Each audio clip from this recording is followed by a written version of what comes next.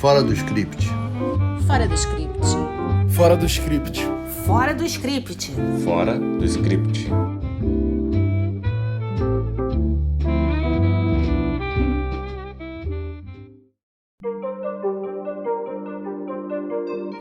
Olá!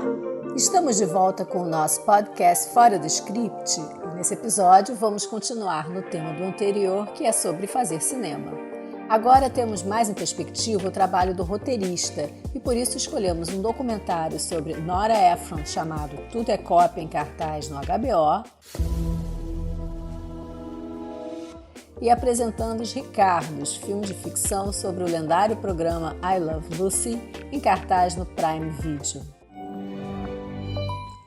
Desviando um pouco do foco central desse episódio, mas ainda em linha com o tema do anterior, trazemos um documentário brasileiro chamado Um Filme de Cinema, em cartaz na Netflix, do diretor Walter Carvalho, em que muitos realizadores falam sobre fazer cinema. Fica aqui o aviso, é um filme bem para cinéfilos e nele há pensamentos muito importantes sobre esse ofício do realizador, que parece glamouroso, mas que envolve muito trabalho e muitas incertezas também. Eu sou Denise, advogada e roteirista, apaixonada por direito e por dramaturgia. Eu sou a Letícia, roteirista, jornalista e fã de séries policiais. Eu sou a Renata, jornalista e roteirista, apaixonada por audiovisual argentino e europeu. Apresentando Os Ricardos tem um recorte muito específico. É sobre uma semana crucial do programa I Love Lucy e que todos os envolvidos tinham um grande desafio a enfrentar, já que havia sido revelado que Lucille Ball teria no passado se filiado ao Partido Comunista. Na verdade, apenas havia preenchido uma ficha, mas eram tempos do macartismo. Os roteiristas, que eram muitos, se esforçam então para escrever o melhor episódio de toda a série e é este o trabalho descortinado no filme. Lucille, interpretada magnificamente bem por Nicole Kidman, que foi inclusive indicada ao Oscar de melhor atriz esse ano por este filme, mostra todo o seu domínio de cena, seja na leitura conjunta com os roteiristas, com os atores, diretor e produtor, seja na obstinação que tem em aprimorar passagens do episódio, às vezes em horários loucos e com repetições eternas. Ela é incansável e detalhista, nada lhe escapa, mas não é para menos. Nos anos 50, é um programa que tem 60 milhões de espectadores a cada semana. Lucille não está sozinha nessa empreitada que conta com seu marido, o cubano Desi Arnaz, de muito boa origem no seu país natal, interpretado com maestria por Javier Bardem. Desi faz o marido de Lucy e que também atua como produtor da série. Então, tudo está contido nesta semana. O casamento dos protagonistas, o programa, o futuro de suas carreiras, os colegas de trabalho e a narrativa tem recursos muito peculiares, como, por exemplo, mixar a ficção com outras imagens. Denise, uma coisa que me surpreendeu foi a caracterização dos personagens. A Nicole Kidman está super bem como Lucille Ball e eu demorei a reconhecer a atriz. A cinematografia faz uma distinção interessante, porque a série I Love Lucy, na ficção ela é em preto e branco, enquanto que o filme colorido mostra os bastidores, que na verdade não são tão coloridos assim. Outra coisa que eu achei legal é que o filme mostra questões técnicas de roteiro que o público leigo não costuma conhecer, como arco, o quadro com os episódios da série e outras coisas, não é, Letícia? Pegando aí o gancho da Renata, Binder Ricardos fala muito do ofício de roteirista e deixa claro que, salvo os gênios, fazer um filme ou uma série é um processo de escrita colaborativa.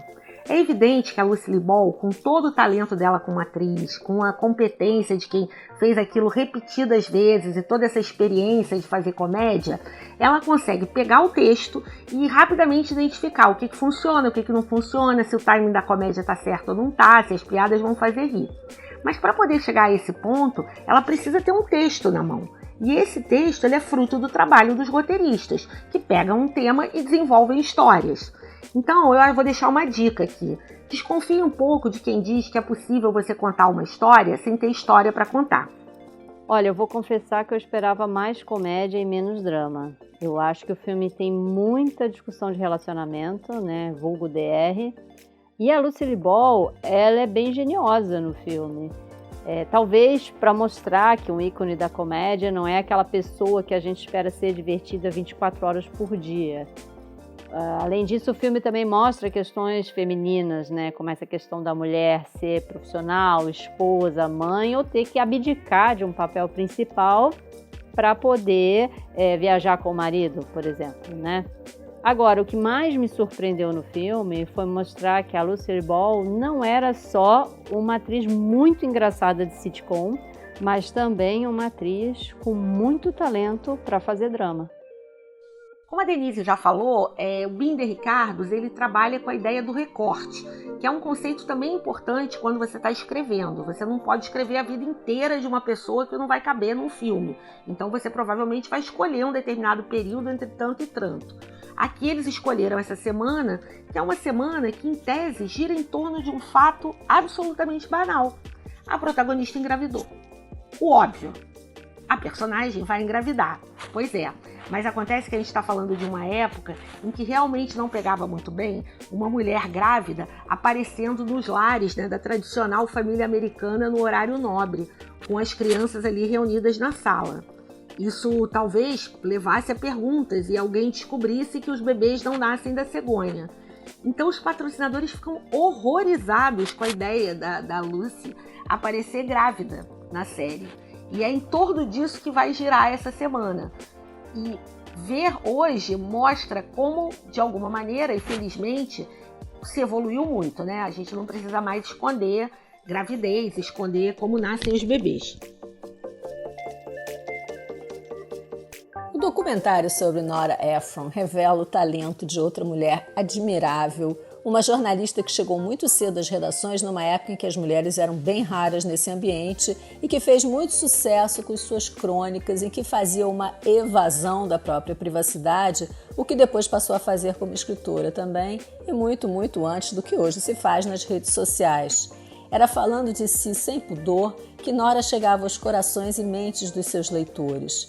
Embora tenha sofrido uma boa influência de seus pais, que eram roteiristas em Hollywood, onde cresceu, e tenha tido uma boa formação intelectual, Nora sofreu com o alcoolismo de sua mãe e seu posterior suicídio, superou uma separação traumática quando um de seus filhos era ainda um bebê de colo e passou por muitas outras dificuldades.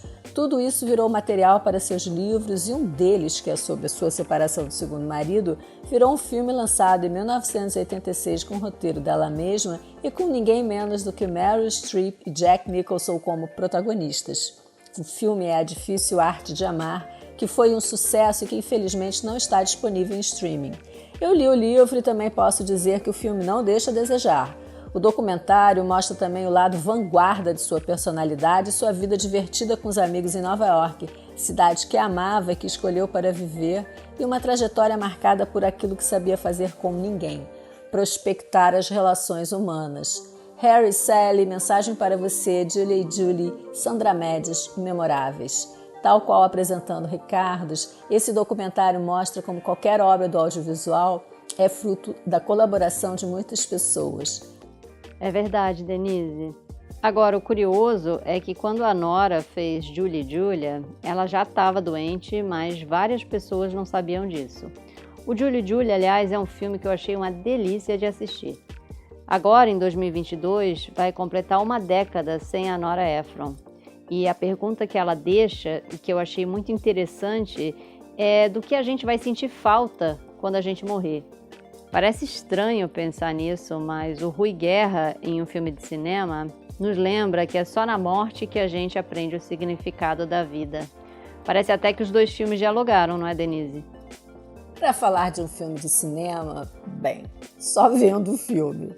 Desculpe se isso parece bem louco, mas são muitas visões diferentes sobre o que significa fazer cinema, como conceber as cenas e os planos, a importância do roteiro, o processo criativo de cada realizador e muitas outras coisas. A gente fica sabendo, por exemplo, que Ken Loach dá muita importância ao roteiro e que Julie Bressani já não dá, diz que não se faz cinema olhando para uma folha de papel. Que Rui Guerra e Lucrécia Martel têm uma visão comum sobre o presente contido num frame, que contém também o passado e o futuro. Que todos os realizadores acreditam que o ritmo de um filme é um elemento fundamental. Que Karim Ainuz acha possível fazer cinema sem palavras e que adora cinema experimental, asiático e argentino. que Rui Guerra concebe um plano de trás para frente, que Belatar joga todas as suas fichas na simplicidade e no humano para tocar as pessoas. Assim, é muita coisa para processar e me aconteceu de viajar um pouco com esses realizadores ao vê-los relatar suas próprias visões, suas próprias experiências. A minha ideia é que quando se vê um filme na tela está se vendo um pequeno milagre acontecer ficou reforçada depois de ver esse documentário, que, aliás, parece um pouco experimental também. As cenas finais são poéticas e muito, muito lindas. Pois é, Denise, há uma crítica bem forte ao cinema em escala industrial. Um filme de cinema tem um ritmo próprio e o início parece um pouco lento, mas depois a gente se envolve com os depoimentos. As cenas dos filmes que dão um respiro são muito boas. Agora, uma coisa que me incomodou foi não ter créditos para os entrevistados nem para os filmes. É um documentário longo, tem algumas coisas desnecessárias ao meu ver, mas eu adorei a definição do diretor norte-americano Gus Van Sant sobre os filmes de estúdio. Ele considera esses filmes um sanduíche do McDonald's. Faz sentido, não? Tem um outro diretor, que se eu não me engano é o britânico Ken Loach, que detesta storyboard, porque ele acha que limita o que acontece no set de filmagem. Enfim, são vários diretores que têm opiniões semelhantes, às vezes divergentes, mas o fato é que eles dão uma aula de cinema nesse filme e que eu acho que vale a pena ver até o final. E vamos à sessão Cena Marcante. O que vocês escolheram desta vez? Na verdade, eu escolhi uma sequência de cenas para falar de um conceito que é muito importante também na ficção, que é a diferença entre o verdadeiro e o verossímil.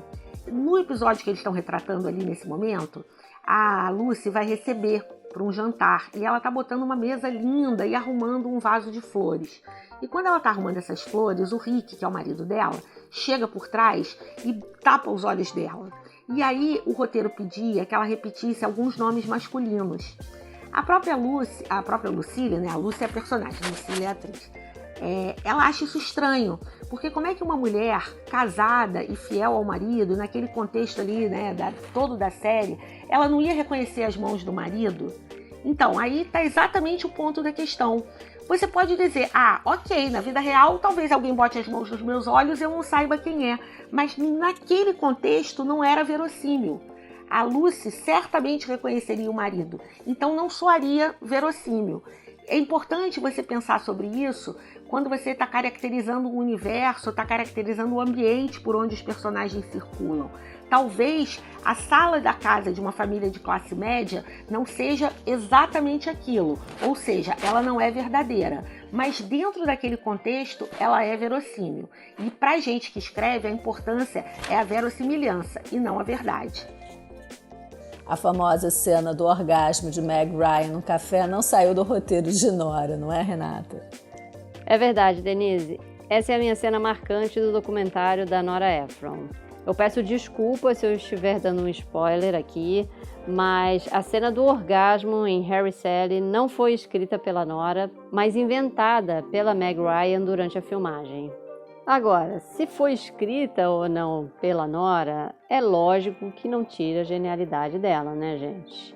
Mas eu confesso para vocês que essa informação realmente me surpreendeu, e até porque é uma cena que é uma cena icônica, né? E é mostrada, inclusive, em cursos de roteiro como exemplo de uma cena que deu certo. Chegamos ao fim de mais um episódio do nosso podcast Fora do Script e no episódio seguinte vamos incursionar pela paixão de nossa querida podcaster Letícia, séries policiais. Se você quiser nos dar uma força com seu like e compartilhamento nas redes sociais e uma força no crowdfunding, cujo site está na descrição, desde já nós agradecemos. Até a próxima, pessoal! Fora do script. Fora do Script. Fora do script. Fora do script. Fora do script.